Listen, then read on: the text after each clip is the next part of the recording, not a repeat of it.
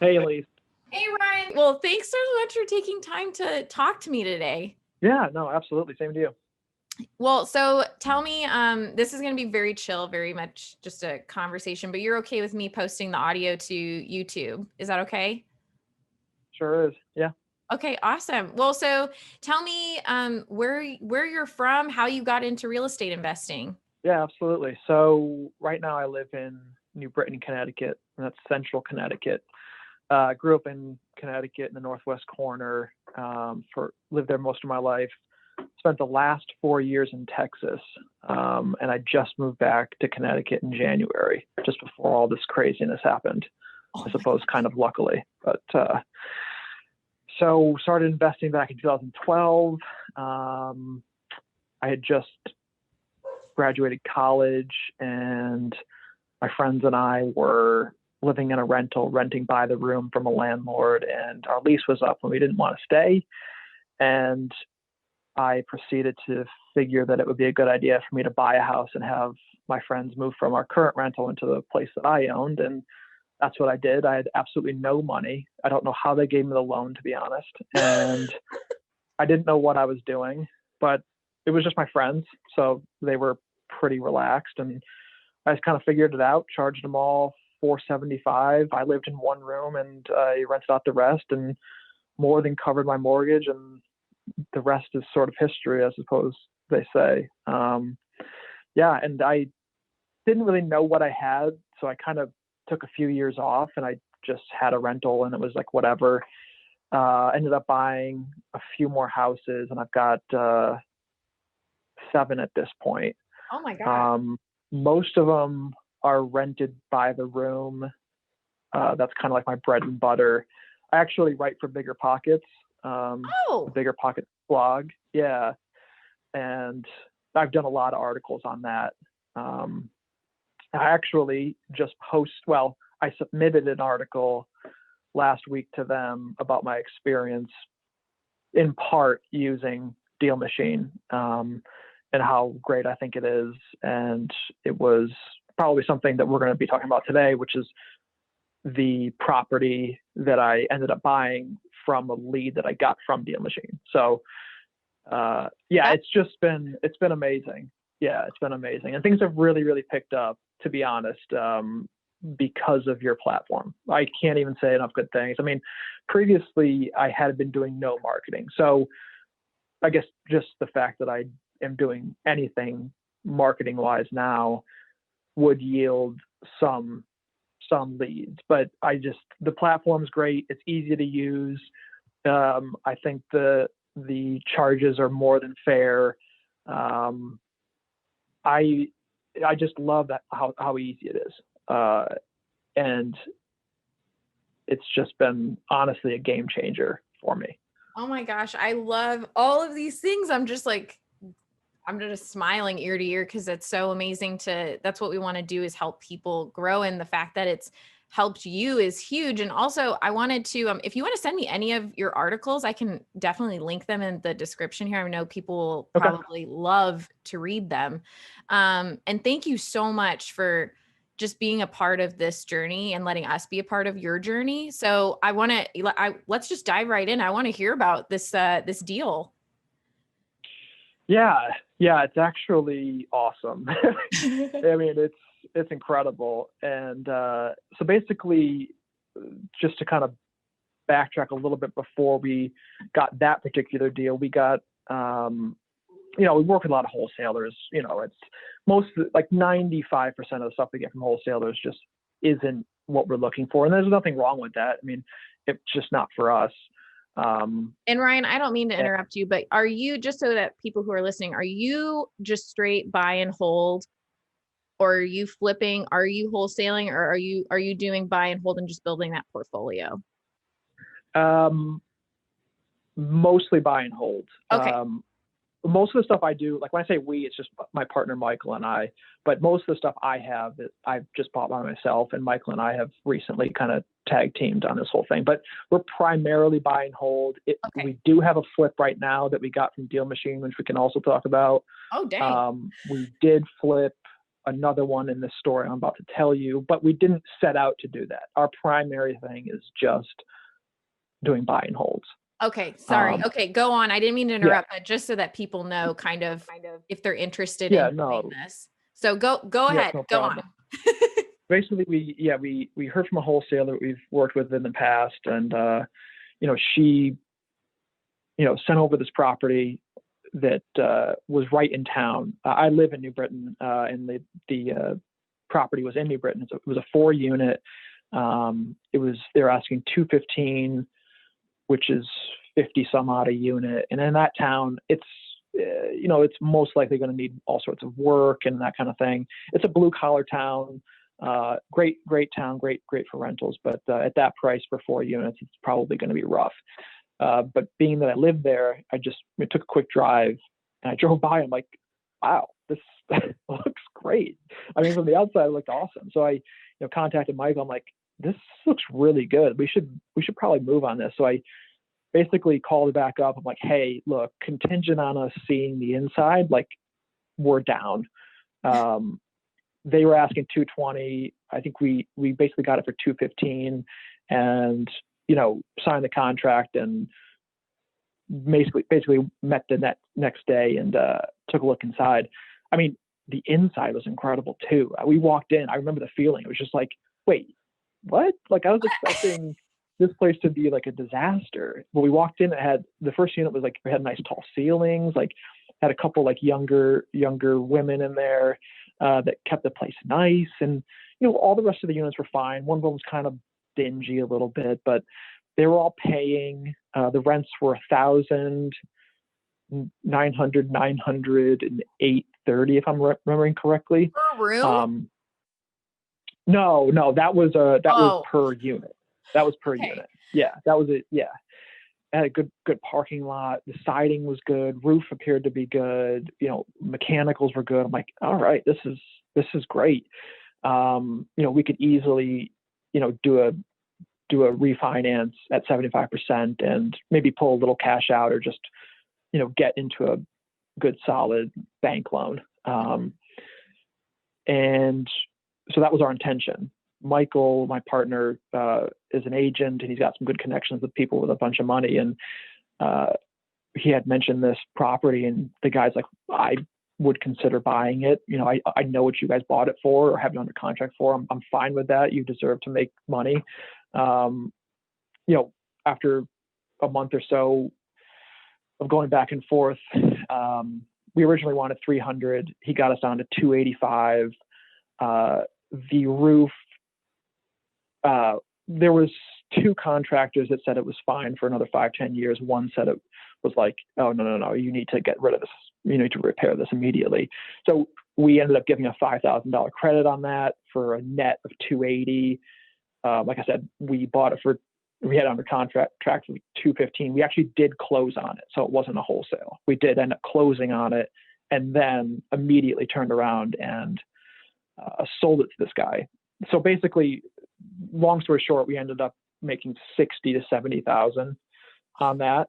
We 1035 the money right into another property. So, like I said a few minutes ago, our intention was to strictly do buy and hold. So it's like, okay, cool, we made a bunch of money, but I don't know. For Michael and I, we really want to get more properties so we can, quit our jobs, basically. Yeah. What I'm out there.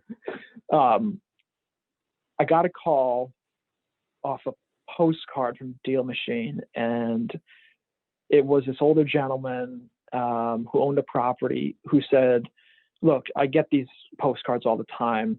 The only reason I'm calling you back is the postcard says you're a local investor. You live in town. Is that true? I said, yes, I do. I live right in town. I live on Cabot Street, which is a street in town. He's like, okay, great. If you're interested, do you want to come look at it? Absolutely. And we were there the next day. And just a side note, I've heard that from people multiple times that, hey, look, I get a bunch of postcards, but I'm calling you back because it says you're local. So I don't know if that would help anybody, but it may be advantageous to include that on a postcard if it's true. People do tend to kind of like people that maybe are local. That's just been my experience. That's amazing. So yeah, it is. It's incredible. And we go over to the property. It's 5 units, which was another goal of ours, was to start moving into commercial buildings, because all the rest of our stuff is like single, duplex, triplex. So it's 5 units, liquor store on the first, 4 units on top. It was like 7,400 square feet, which is big, really big for a 5 unit in our area. Like a 6 unit is like 5,000 to 6,000 square feet. This is a big place. Wow. I pulled right up to it, and being like a local person, like I knew the property. Like it's a place that seems very popular. The liquor store is always, packed with people, and it's a cool building. It's, all the buildings in this town are 100 years old. They're all built in the early 1900s or 1800s. And if they're kept well, it can be a very cool property. So we go through it. It's an older guy, and he's just the kind of guy that like took pride in his property. And you just don't find that often. He did all the work himself. He was like a 60, maybe 70-year-old guy. I guess he was in his early 70s now I think about it. And, he had his ladder in his truck, and like he had all his tools, and he was just like a do-it-yourselfer. And the place was gorgeous. So basically he had the liquor store rented for $1,200, which is a little bit, under market, but $1,200 it's on a 5-year lease. In a couple of years, it goes up to $1,300. So, not a killer deal, but it's not bad. The other 2 units are $700 each. So the next floor is another 2 units, and each one of those are rented for $700, which is severely under rent. It's more like $1,200. So they're way under rent. And then the top floor, the 3rd floor, has another 2 units, and they were vacant. So I think we were a little bit nervous, like, okay, so why are they vacant? Right. We walk in, and they're beautiful. And he's just like, look, I'm an older guy. Like I live, I think it was like maybe 45 minutes away. He's like, I don't have time for people that are going to hassle me and give me a hard time. So basically what he was saying was he would rather keep them empty than deal with problem tenants, is basically what he was saying. And I looked on the property card. It's unbelievable. He bought it, I think, late 90s for $80,000. So wow. Yeah. So, I mean, he hasn't had a loan on that thing for a decade and a half at least. So he didn't really care. Like he didn't have a mortgage to make. He just had the taxes and, insurance and all that stuff. But he wasn't concerned like we would be with a mortgage to pay for. So we walk in, the units are absolutely huge, 2 bedroom, 1 bath, gorgeous, fairly updated, everything's good. Turnkey, ready to go, throw a refrigerator in there and call it a day. So we're like, okay, how much are you looking for? I can't remember exactly what he said, but we ended up getting it for a little negotiation. We got it for $310, which is a really good price. It's a good solid price. Best part about it is that he's willing to do owner finance because he doesn't owe anything, and that's just very, very simple to do when the seller, owns it free and clear. So we basically got it for $310, 10% down, which is $31,000, not bad, which Michael and I split. He's going to hold it for 3 years, 5%, 30-year amortization. I mean, home run terms. We owe him $1,400 a month, basically, I think is what it works out. $1,400 and change, plus our insurance payment, plus our tax payment. So since then, we've rented the top unit for $1,250 and the other one for $1,200. So now those are at market. So we're getting $1,200, $1,250. We still got the 2 700s, and then the liquor store's at $1,200. So it's a great property. Oh, and it's got a 4-car garage, which he never rented. Wow. 3 of the bays are attached. 1 is separate. So the 3-bay one we've got for $300, rented for $300. The 1 bay is rented for $150. So we've got a lot of rent coming in, really good terms. We are going to have no issues refinancing it.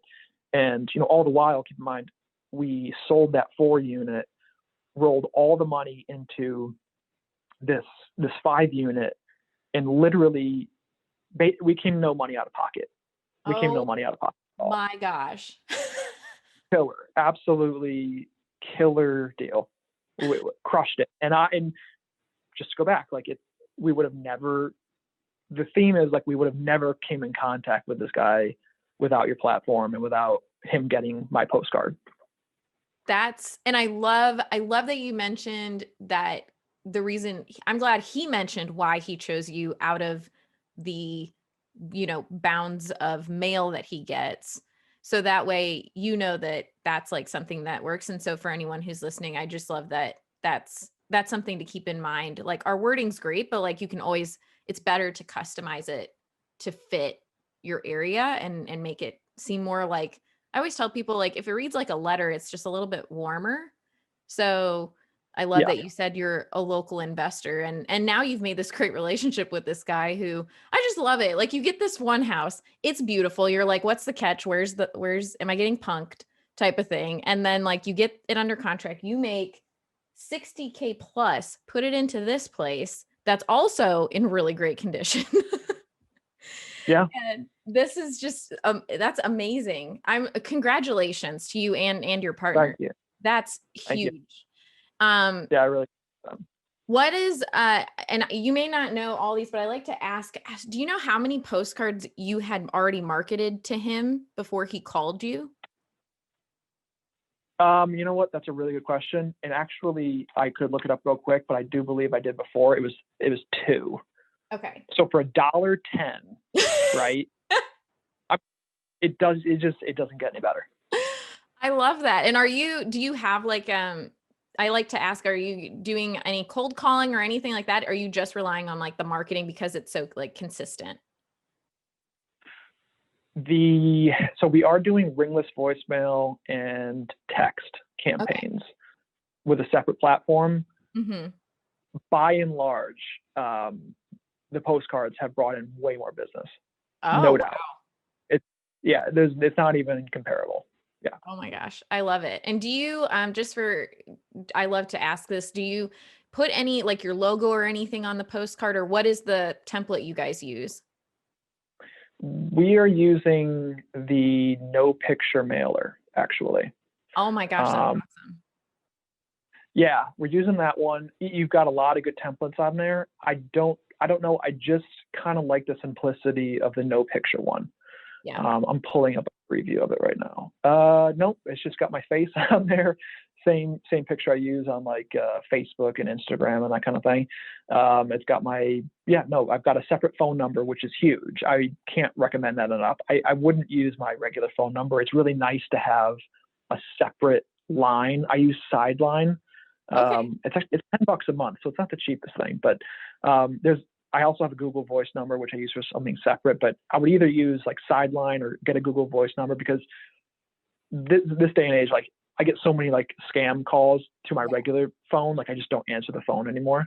So when my Sideline number rings, only time that'll ring is from like a postcard.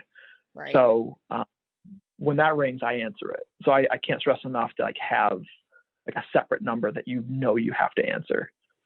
I agree with that 110%. I've never heard of Sideline, so that is, I'm going to look them up, because that's, usually people say like Google Voice or there's also the bigger platforms you can use, but that's great that that's literally coming from a postcard if that number is ringing. And I love that you have your picture on it, because that shows like another part of how you've personalized those postcards.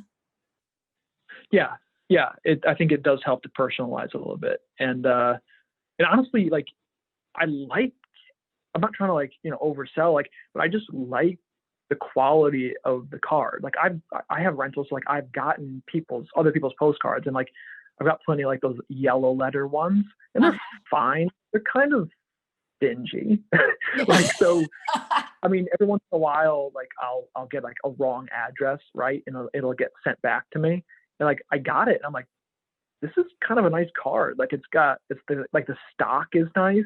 Yeah. It's got like a nice feel to it. Like, it doesn't look like it cost, like 10 cents. Like, it looks like somebody actually is putting some thought into it and like actually cares about like how it presents. Yes. I actually have one of my return postcards that I have hung up because I think it just looks really nice. And I'm Yeah, just like, oh, you know what? I just want to look at that and know that, people are getting these. So, it's something because you're spending money on it. You want it to look the way you want it to look. You don't want it to right. come off, like you said, dingy or anything. And with the yellow letters, I mean, everyone can be sending out yellow letters. At least with this, you can customize it a little bit and make it Yeah. look different than any other DealMachine ones. What would you, I want to be conscious of your time too, but what I always like to ask, especially since you're mainly in being a landlord and what would you say to someone who's thinking about getting and starting to build a portfolio? Would maybe like 2 pieces of advice that you wish you would have known or given yourself when you first started doing this? Yeah, that's a good question. I'd probably say don't shy away from partnering with somebody, even Okay. at the start. Like originally, like my first 5 or 6 properties, like I just did by myself. So I'm like, oh no, I want to own 100%. Like I want it to be my property, right? And like since working with Michael, like we've really done a lot of good things. Like because I'm splitting the cost with him, I'm splitting the ideas with him, I'm splitting the time with him. Like he can run out and meet a contract, he can run out and like show a place, he can bring half the money, he can bring his money contacts. It's been pretty transformative to like have a partner. I got to say, it's been really good. The second thing, and I honestly kick myself, whether it's DealMachine or something else, if you are not marketing, I don't think that you can be a super success. Like you have to be doing some kind of marketing. I guess I should preface that, like, at least in the market that we're in now, in the area that I'm in, I haven't looked on the MLS in forever because it's a waste of my time. Everything is so incredibly expensive. So we basically started doing this because of that reason. Like years ago, I used to be able to get stuff on the MLS. Some of my properties I did get, and they're great. They were great buys, but all the stuff is too expensive. So I was forced to go off market, and short of me door knocking or cold calling, like I had to find a platform where I could reach out to people that I would never get into contact with. So yeah, 1, partner, don't be afraid to partner. 2, don't be afraid to start marketing. I love that. No, I think also a lot of people, when they get into like cold calling and stuff, the consistency is really hard, especially if you're working another job, to make sure you're following up. At least with marketing, you can set it and know that it's going to be followed up with.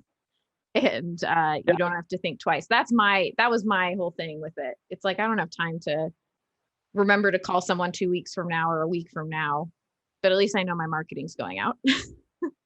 exactly. Yeah, absolutely.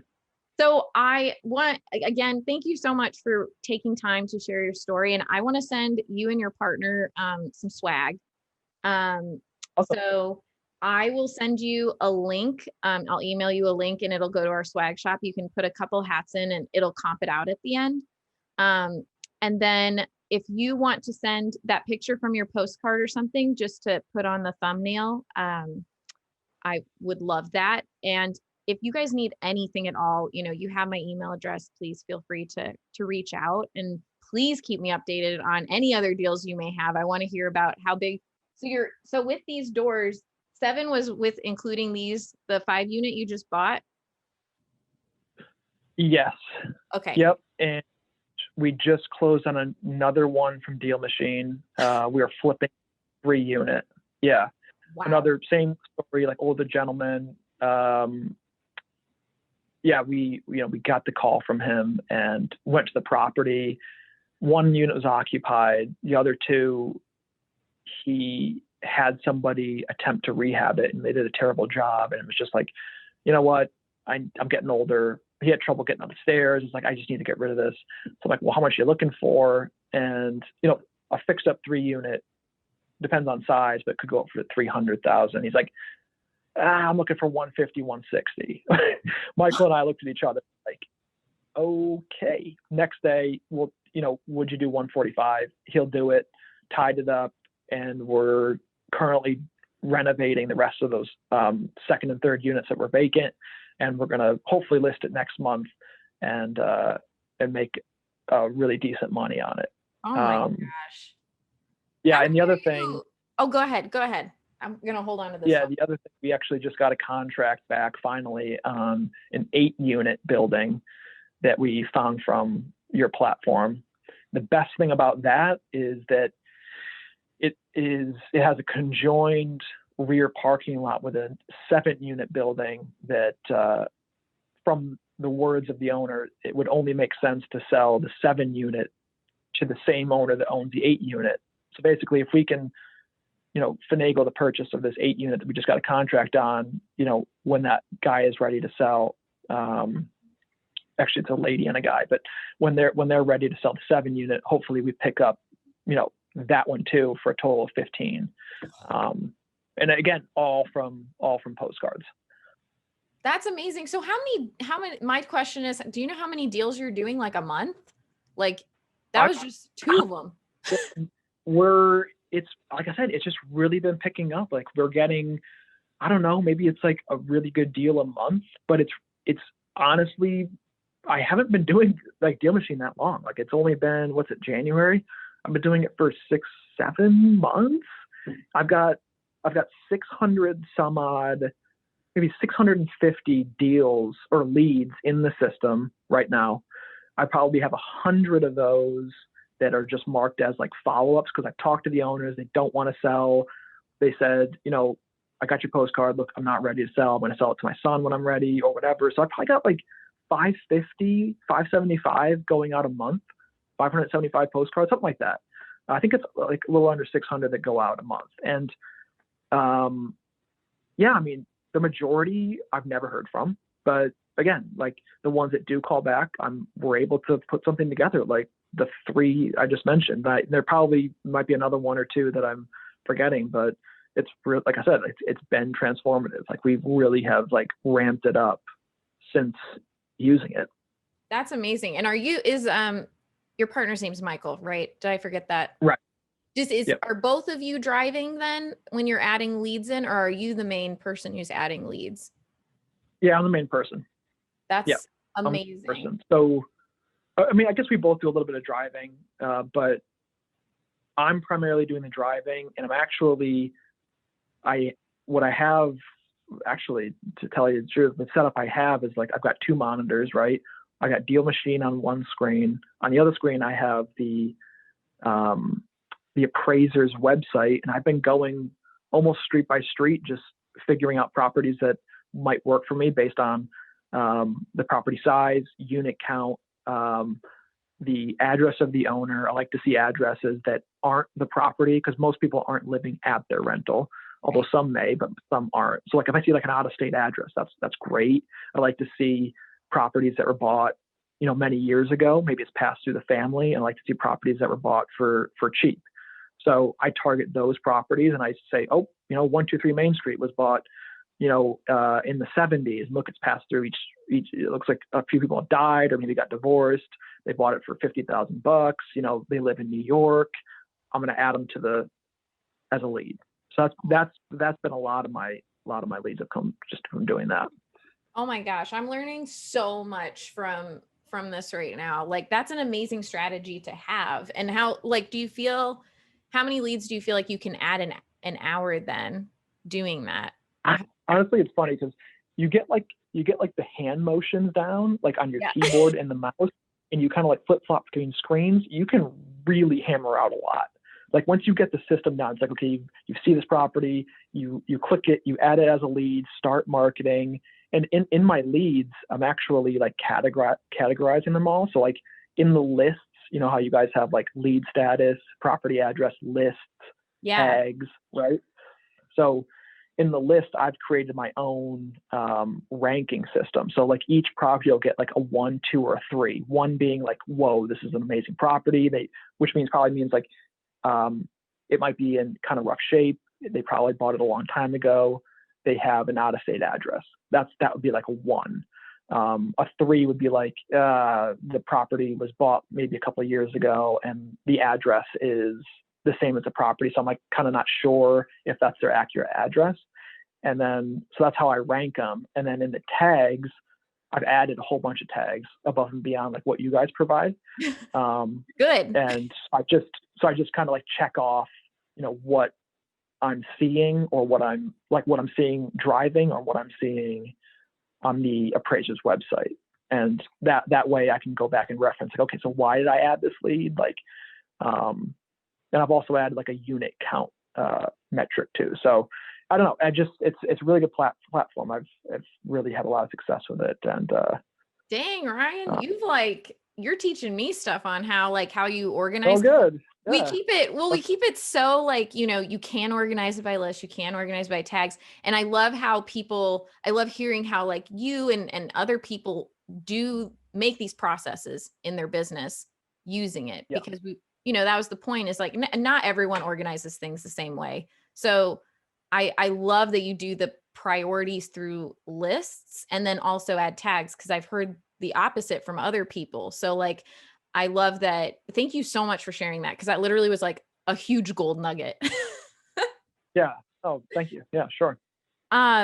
Oh my gosh, we definitely have to keep in touch, because I want to hear all about the things, and I would love if you have any suggestions of things that you feel like you would love to see added to DealMachine. Like, please email those to me, and I'll definitely pass them along, because we're again so thankful to have you guys just a part of our family.